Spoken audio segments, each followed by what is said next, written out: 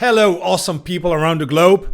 After nearly 2 years away, I'm thrilled to be back in the studio, and who better to kick things off with than the phenomenal Dr. Brad Schoenfeld, the renowned hypertrophy scientist, a true master in muscle building, and as he often puts it, a nerdy scientist.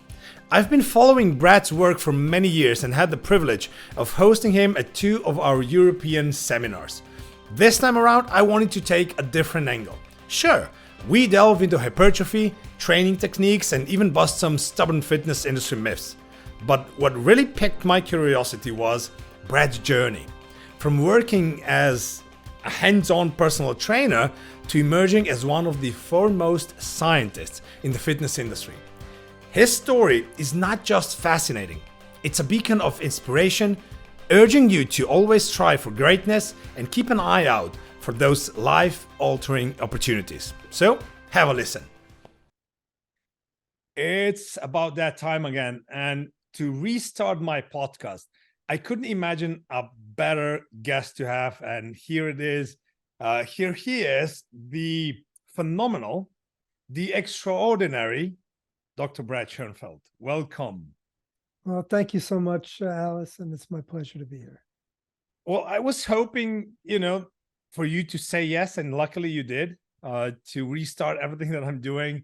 And the podcast is going out live finally. I was looking forward to that date for quite a long time. So, Brad, how you doing? I'm doing great. It's been a while since we've been together. It's been more than a year, which is not something I'm proud of. I promised that I would visit you in New York. I didn't manage until now, but this promise still holds up, because if I wouldn't be somehow not able to do it, Yasmina would probably drag me to New York just to be there, because New York is on our bucket list. We haven't been yet. So, yeah. Well, you've been a gracious host when I've been in Slovenia, and I want to return the favor. So when you come, I'm happy to show you around. Brad, I wanted to talk to you about not only hypertrophy today, which you are definitely the undisputed expert on, but when I was remembering, and I was telling you that a while ago, and I was writing to you today, that one of the main reasons why I started to follow you on social media and reading more of what you are putting out there, especially back then your webpage, Look Great Naked. I think the name was quite catchy as well. So kudos for that. But you've been one of us. You've been a trainer yourself and then transitioned into the scientific fields. And I wanted to follow someone that was in the trenches, that was knowing exactly what he is talking about, not just from the theory aspect, but from the practical point of view. How did it come to that? I mean, if you can tell me more about that story, I would be really interested in that. Yeah, so I took a very circuitous route to become an educator researcher. I started out just training shortly after college because I was a rail thin, skinny guy who just was never happy with my physique. And I saw quite good gains early on, and it just, I got excited, and it just really spurred me to continue training. And when I started out, I was following the magazines, I was following the routines of bodybuilders, and I didn't have great genetics, but I had decent enough genetics where I did, no matter what I was going to do, and I was training hard, I got some results. But I did find that I quickly, or relatively quickly, within a year or so, started to plateau. And it started me on a quest to be learning. And this goes back now. This was before the internet we had such great access on the internet to all the information we have. So around that time too, when I started really getting into training, I was kind of at a crossroads in my career where I didn't know I was out of college, and I didn't know really what I wanted to do. And I decided that I thought being a trainer would be a good way to go. So by the time I was around 30, a little before, I believe. I started my own training center. Before that, I was doing some training on the side and just training people in their homes. But I don't know how long you want to go with this, but I mean, it's a windy story. But anyway, but I'll try to make this somewhat short. I started, opened my own training center. I started training people. And I also went into bodybuilding. I decided at a certain point that I wanted to bodybuild. And that got me really interested in the science of it. And there really wasn't a lot of research. I ended up, it was kind of interesting that I started looking at the research and not much of it was on hypertrophy. It was most of the exercise science research at the time, this was around mid 90s, was on strength and conditioning. It was on getting stronger. It was on athletic training for athletics, and kind of hypertrophy was the bastard child of strength and conditioning. Some studies looked at it simply because it enhanced strength. There was a relationship. So, I learned what I could from it and tried to extrapolate, but it just sent me down this rabbit hole where I started really getting more interested. And then around the early part of the 2000s, or early part of the turn of the century, I got a job teaching in a vocational school for personal trainers. And that really got me hooked on education. And I started, kind of training. Personal training was somewhat old hat at that point. It kind of, things were getting routine with me, and I wanted new challenges. And I just really loved teaching. So this was again in a vocational school where on the weekends I was doing it. And I decided to go back for my master's, to get a master's degree in exercise science. And once I got my master's degree, I got I went and I took jobs, several of them, teaching as an adjunct in colleges. And once I did that, I was hooked. And then I said, you know what? This was around 2009. And I then decided to go back for my PhD because I wanted to pursue it. And one thing led to another. I sold my training center in 2011. But I mean, I was a personal trainer for 15 plus years. Basically, you were a bro. I was a bro. Yeah, I started out that basically watching Pumping Iron. The movie Pumping Iron was a huge inspiration, and this. I think you probably remember some of this, but we had magazines that were delivered to mailboxes: Flex magazine, Muscle and Fitness magazine, Muscular Development, and those were like my monthly Bibles. I'd go in and I'd like look at the routines of my favorite bodybuilders, and I'd do Lee Labrada's arm routine and Lee Haney's leg routine and Rich Gaspari's chest routine. Sure. And it was, that's how I developed my early phases of programming, and certainly I've evolved from there. It's so funny when I'm teaching today and I'm trying to talk about the old days, because we are probably the generation that is still remembering Windows 95, right. When the internet just got started. And yeah, of course, we all were looking just into magazines. There was nothing else.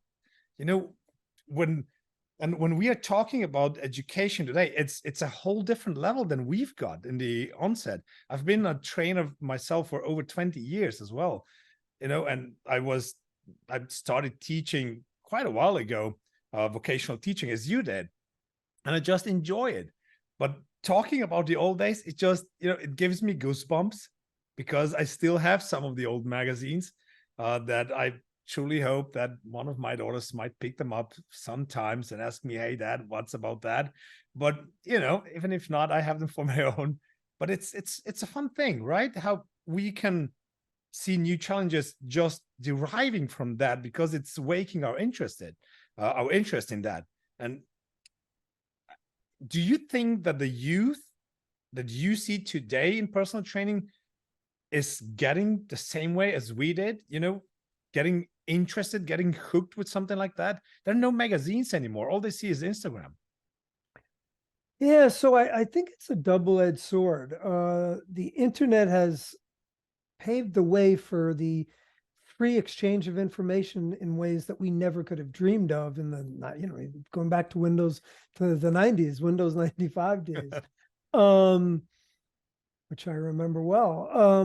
But the problem is that is sifting through the bullshit, like understanding what is quality information, what is not. And I think that becomes the problem for a lot of up and comers, people who are starting, is that they really don't know enough to determine what is bullshit from what is quality information. So certainly if you know where to look, I wish I had access to a lot of the information that we have now back then. But you need to know how to go about doing it. And I think a lot of up and coming trainers and just fitness people involved in fitness are getting information from the wrong places. I mean, Liver King has, I don't know what he has now, but he has like 3 million followers, and people were, gobbling that stuff up. So anyone who could take shirtless photos and looks jacked, or women that pose in bikini thongs with good butts, they're supposedly experts. And but look, in fairness too, the information I got was purely from the field. I started trying to get into research as I got going, but it just wasn't freely available. I had to go, I would make trips to the local college library to pull out journals from the shelves at the college library. Now you just go on PubMed and you can pretty much get whatever you want. That is a good thing, but as you pointed out, the problem is how to know where to look, how to know what a quality resource is and what isn't. And I believe that even with the certifications on the market today, how do you look at those, since you were teaching yourself? From my experience, the reason why I got into teaching was that when I was having my own gym, I was looking out for trainers, and we couldn't find trainers that would be skilled enough, to a standard that I wanted to have in my gym. So we started to first organize internships for them and so on, teach them to a degree where we wanted to have them. And then out of that, we've developed into becoming a vocational education provider for personal trainers. So especially in the US market, I believe the problem that we have is everything is shifting online. So how can you be a good trainer without stepping a foot into the gym? Well, you can't. I would say this, that regardless of whether it was 30 years ago or now, certifications are really just there to show that someone has a basic level of knowledge, of didactic now, understanding of principles of exercise. And again, depending on the certification, it can be very basic. Some have better, obviously better quality information than us, but certainly none of the certifications are designed to make you a good trainer. They're there again to give just a piece of paper that says, hey, I've passed a basic level of competency from a knowledge standpoint. But ultimately, being a good trainer involves being in the field and like you said, training people. And unfortunately, if you just go in and start training people without knowing what good training is about, you can keep doing the same thing wrong for just because you're in the field too. You can be a terrible trainer, and just if you start as a terrible trainer and never get more knowledge as to what the proper principles are, you'll be a terrible trainer for 30 years, which unfortunately happens. So I completely agree. There should be, like you said, some type of internships. But even then, I mean, who do you get the internship with? How do you assure if you get the internship with someone who is not a good trainer? And again, in my opinion, from what I've seen in the gym, I think there are more unqualified trainers generally than at least in my opinion, than qualified trainers. So with that said, how would someone who needs an internship, and then are generally the quality trainers, do they want someone tagging along with them? So it's a problem. And I think that is something that really is a challenge for the field itself. Obviously, personal training has the ability to have huge benefits because most people don't know what they're doing, and seeking out someone qualified I would say this. Going to someone that has a degree in exercise science is generally a step above. Not always, and there's certainly plenty of people that don't have degrees that I think are very good trainers, excellent trainers. But I think if you just don't know, I would just say my undergrad students, they're going to generally be a cut above, all other things being equal. You just take one of my undergrad students, or when I say one of the undergrad students from our school, and put them up randomly against another person who's another trainer who doesn't have doesn't have a degree, that all things being equal, you're going to get the better quality through someone who has a degree. But again, without the experience, we do have some practical, like in our program for the undergrad students, they go through practical, they're taken into the gym, but the amount of actual practical experience they get in that environment is limited. We do have internships where those who want to be trainers can go and get 120 hours of experience. But again, who are they getting? We can't ensure that they're getting that from a good trainer. So again, it is a problem that needs to be dealt with. But when we were building the PT Business Academy, my idea was, in a way, ideological, because I wanted to incorporate a lot of practical sessions, a lot of workshops into the certification. Unfortunately, in the US, if you want to get accredited, that is not the case, because the accreditation itself, it's designed that you have to offer an exam-only option, for example, which is, in my opinion, totally detrimental to what we're trying to achieve. And luckily in Europe, it's a bit different. In the Middle East, it's again a bit different, which I'm happy about it. So we are having at our basic level over 50 hours of practical workshops in the gym setting, where we get them not only through, look, this is how the exercise should look like, but through training and training themselves, training others in between them, and so on. I'm not pretending this is, like really something a lot, but it's way better than it used to be.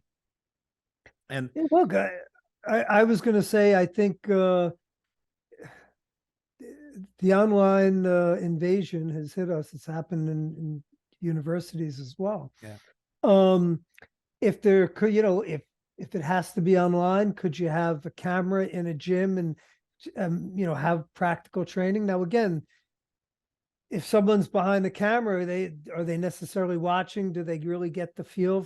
I would say it's better than nothing, but I think that actually having hands-on experience obviously is the best way to produce quality trainers. But even the literature that is still presented, I see so many books still, for example, teaching the squat, that the knee shouldn't go traveling past the toes, just parallel. And a couple of years ago, you've had a lecture at the NSCA summit, I believe it was. What was it, 2019, something like that, somewhere around there, about the squat. And because I watched that video a couple of times, and I really liked it, because it was so well explained. And I believe that should be at least the minimum standard that we would, should uphold in those teachings. Yeah, again, so without you're never going to get that through just a certification, through an online, read a book or whatever. First of all, there's a almost unlimited number of different exercises you could do. So you can't go through each one. But yeah, understanding basic biomechanical principles. Look, I think at a certain point, people need to do their own self-study. And that's another problem, is that a lot of people, there's something called a Dunning-Kruger effect, where when people have a little bit of knowledge, they think they're experts. It's not until you really start getting a lot of knowledge that you realize how little ultimately you know. And that's problematic, because a lot of these people that come out with their certifications think, now I know it all. I don't need to go on, and they end up staying in the same place. They're not trying to further their knowledge base. So I wish I had an answer for that, but again, the issues with the quality training are inherent in the field at this point. This is how bro science is evolving, isn't it? Yeah. Well, I mean, bro science is gym lore being passed down to other people. So I think that is how a lot of trainers are getting their knowledge. By the way, one of the things I see, just probably the biggest mistake I see all the time, is that trainers will train people the same way they train. Everyone gets trained the same. It's not specific to goals and abilities. You know, you get some bodybuilding guy who will get some fly-by-night certification, and he's training grandma, 65 years old, never trained, and he's having to do 5 sets of squats, to failure, Yeah. and forced reps. These are just it's sad. We kind of laugh, but in not only is it sad, I mean, they're putting some people at risk, some of the clients at risk. So It shouldn't be that way. But I'm I have to acknowledge, sorry about laughing, but yeah, the bodybuilders training grandma in such a way, I understand, because they want to achieve what you study, and that's hypertrophy, right? And they usually, if it worked for me, it should work for grandma as well. So, but it doesn't. True. But hypertrophy, nevertheless, is one of the most wanted adaptations for any fitness enthusiast, basically. So I think, and it's a phenomenon on its own. It's somehow tricking your body to produce a bigger motor that is, getting more fuel and everything. It's like you would be building a Chevy Suburban out of I don't know, out of a small Kia.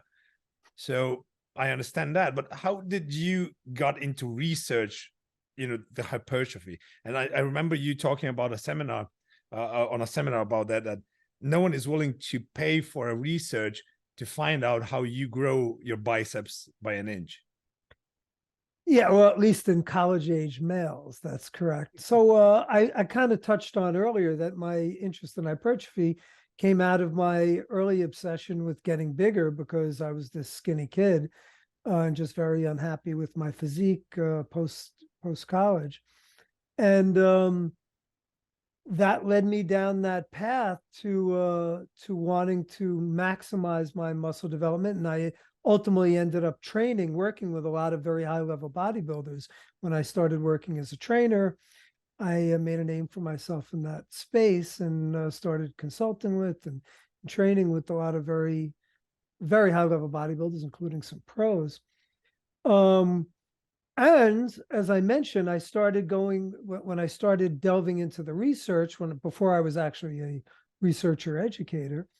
This goes back to the turn of the century, the late 90s, turn of the century.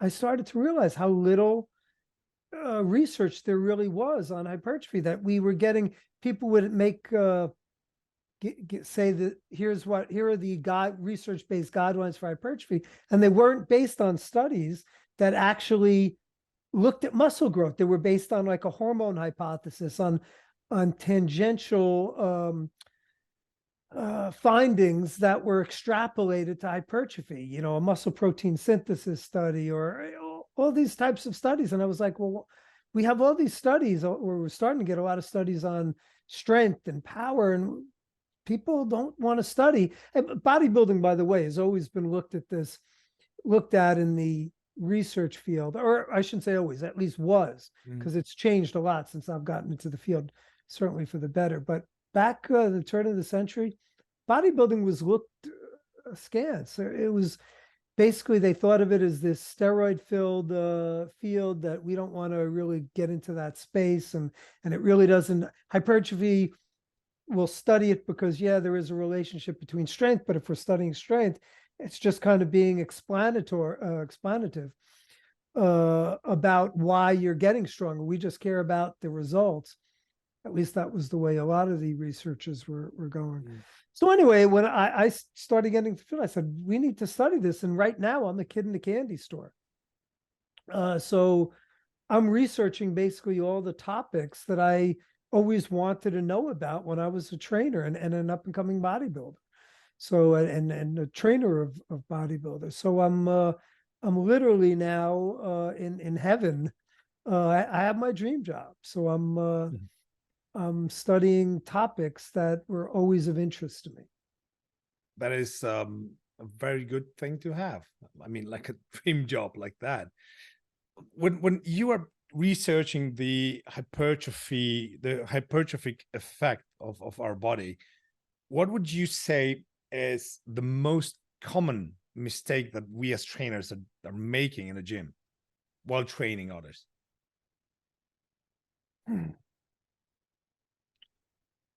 Um, it's hard for me to say because I'm not involved in watching what trainers are Yeah. doing. So, I mean, I could see online. Um, I don't think there's one specific mistake. I think the general mistake is that people are just, like we talked about earlier, they're they're using bro science. They're going to what bodybuilders are doing and just saying that that's the best way. And of course, if you're a bodybuilder, you have certainly a high level bodybuilder, you're generally going to have great genetics and usually great pharmacology, if you know what I mean. Yeah. And the average Joe who's not on gear and doesn't have the greatest genetics, they're not necessarily going to make the same gains that the pro bodybuilders. And by the way, not only won't you, it's kind of somewhat of an apples to oranges comparison, but doesn't mean that a bodybuilder, just because he's been successful with what he's doing, couldn't be getting even better results if he was doing something differently, or she, I should, to be politically correct. Yeah. Um, so I think that really that still is a big problem. It was certainly a huge problem when I was coming into the field, and that was the biggest problem. The biggest mistake I made was just thinking that I was going to follow, the routines of the great bodybuilders and get similar results, or even not even get similar results, but maximize my own genetics. That I didn't understand at that time that they were getting results that I wouldn't necessarily get, and that I could be getting better results because what I was doing is not reflective of my genetic potential. Would you say that you inspired a new generation of scientists that is today next to you delivering, you know, way more insight into the fitness field in general? I'm not sure about that, but I certainly think that I have inspired. I mean, I hear this all the time, so I can say that pretty confidently. I've inspired a new generation of researchers, particularly young researchers, who want to go into hypertrophy, want to research hypertrophy, and it can just be seen with the amount of research. So when I came into the field, my first publications, original research, were circa 2010, so 13, 14 years ago now. And there's been an explosion. People, I guess, started.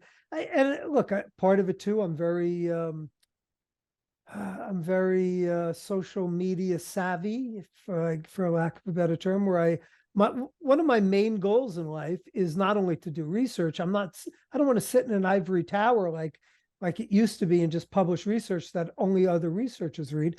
I want to get the research out there to trainers and practitioners so that they have evidence-based knowledge to utilize in the training, and they don't just rely on bro science.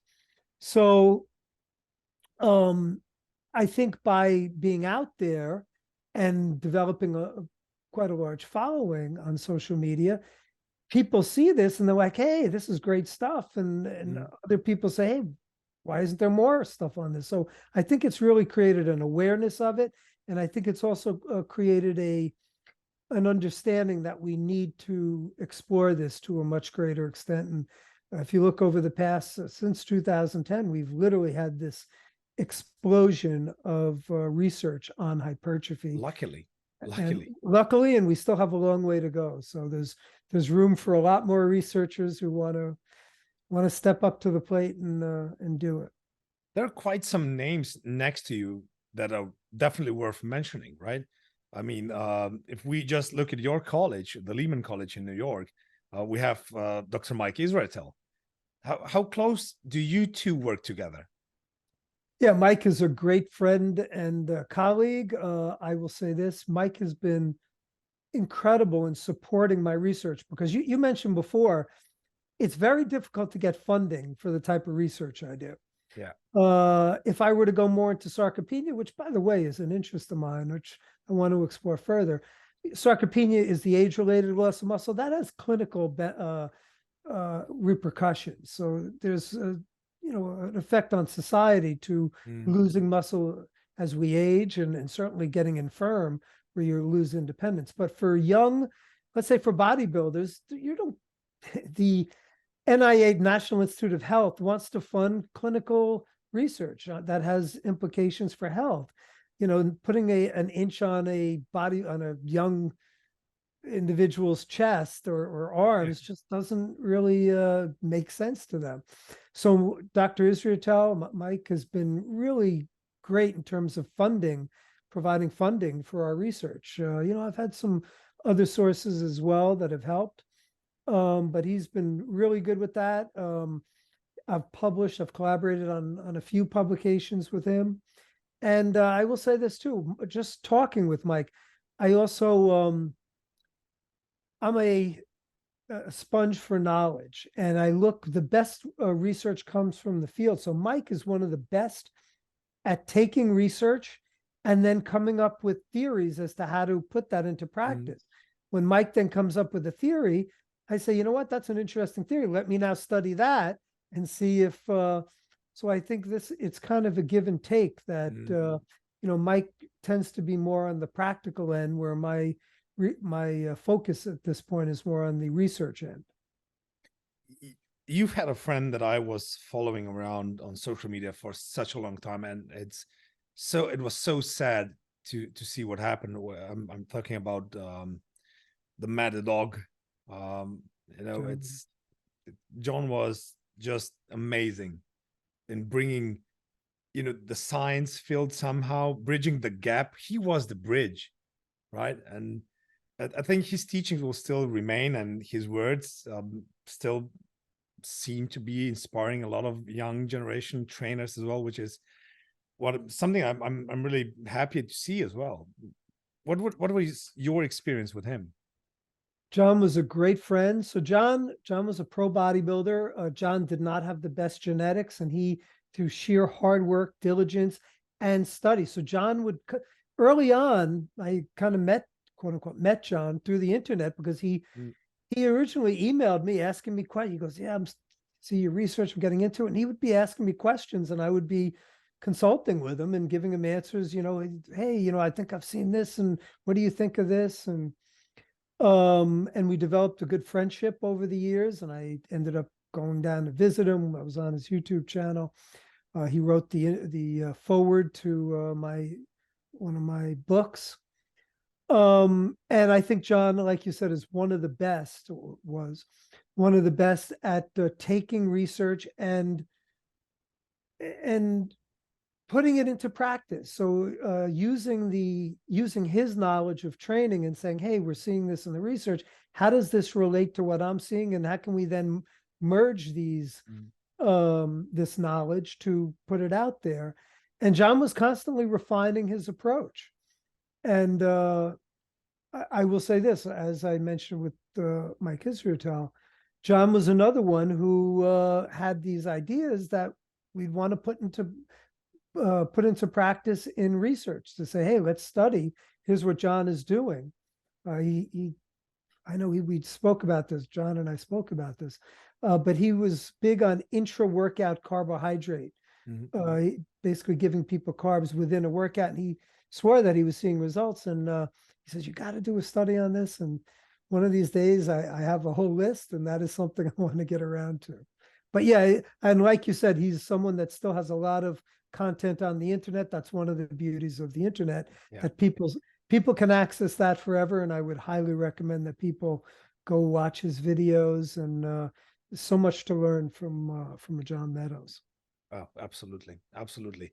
I enjoyed every bit of it, every bit of his content, because it was really it wasn't just educational, from one side, but it was inspiring. He was one of those that was easily bringing you to, come on, get your ass up and get trained, and I missed that. I missed that. And I know, was it the Max Muscle Plan? Was it the forward he was writing for that one? Yeah, he had just a great personality. Like he just had an infectious personality. When you met John, you can't not like John Meadows. I never met anyone who had a bad word to say about him. Maybe that exists in the age of the internet. You're always going to get haters, I guess. But Yeah, John was someone who basically transcended that, and he's just such a real positive guy. Two young boys, which is again just a real shame. Really sweet wife, and he is sorely missed. absolutely. There are some more names on my list. Usually when I'm teaching and students are asking me who to follow, because otherwise they end up in the arms of certain influencers that we do not want them to listen to them. So you are number one that I'm referring to follow. My friend Dr. Brad Dieter is as well one of those that I recommend. James Krieger. Then the other two parts of the Holy Trinity, as you and your two friends Alan and Brad are referred to often. So Brad Contreras, Alan Aragon are definitely, on my list to follow as well.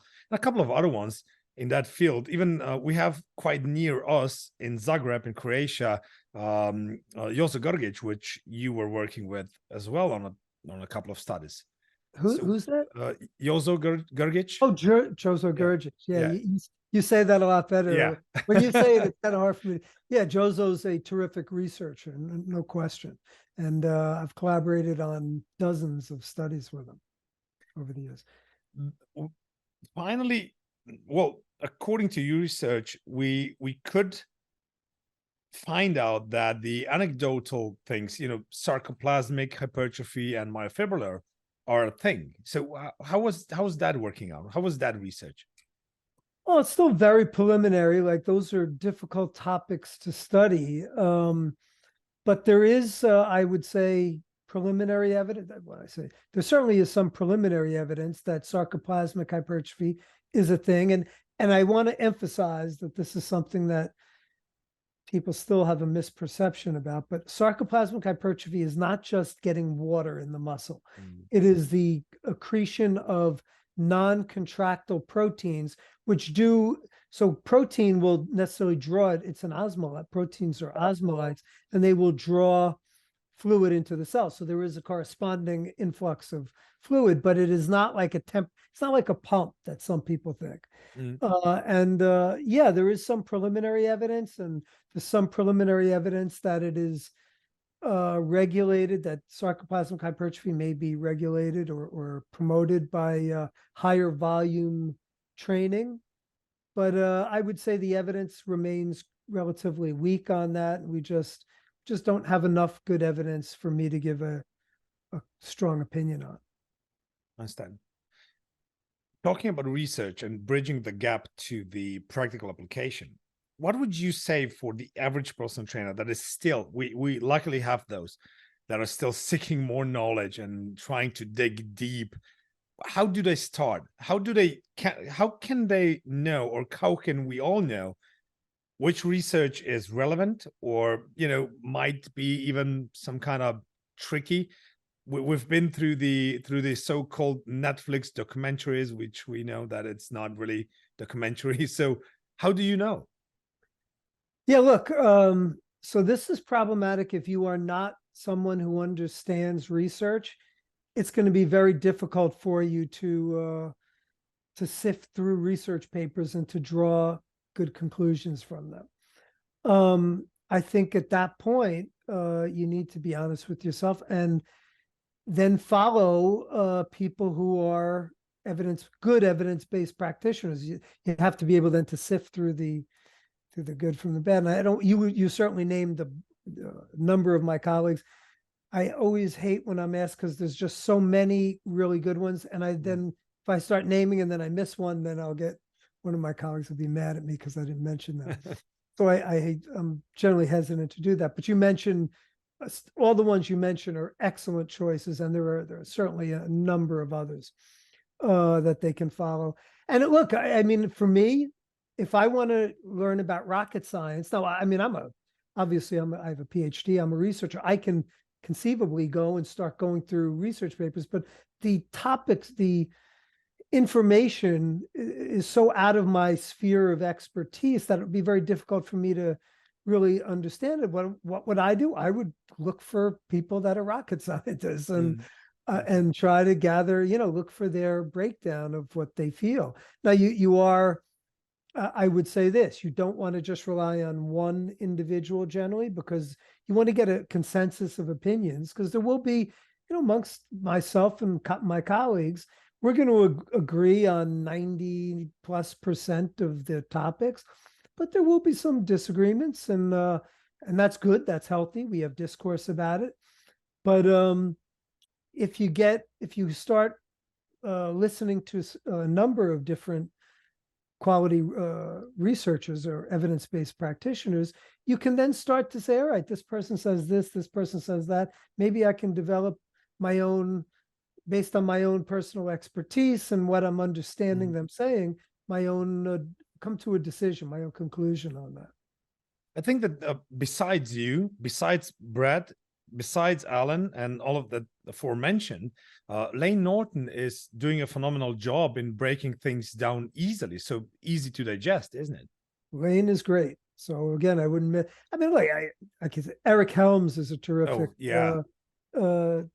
evidence-based practitioner. Greg Nuckols, Eric Trexler, I could just go on and on. So again, without missing anyone, we could just keep talking. And there's so many. One of the good things is that there's really this community now of people, and usually we all follow each other and talk about each other. So you can get a good idea if you follow one, you see who they're following, and get insights into who really are quality people to follow. I know that you're actually, hold on. By the way, I do want to give 2 shout outs to 2 people who are actually visiting scholars in my lab now. Pak, I don't even want to pronounce his name, but it's Patroklos Androulakis. He's from Greece, but he goes by Pak, Pak, and Milo Wolf. They're 2 relatively new PhDs, and they're doing terrific work and are really terrific.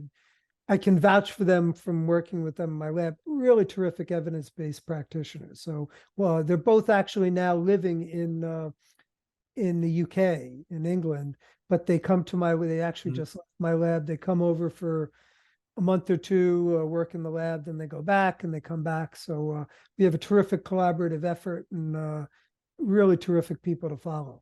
Oh, definitely. If you give me their Instagram handles, then I'd be more than lucky to put them on screen. And if you just want to scroll down a bit, if you listen to that on Spotify, Apple Podcasts, or whatever, you find their handles in the description. So please go and make sure that you follow the right people. And these 2 guys seem, well, if you vouch for them, then I will definitely follow them immediately when we stop talking today.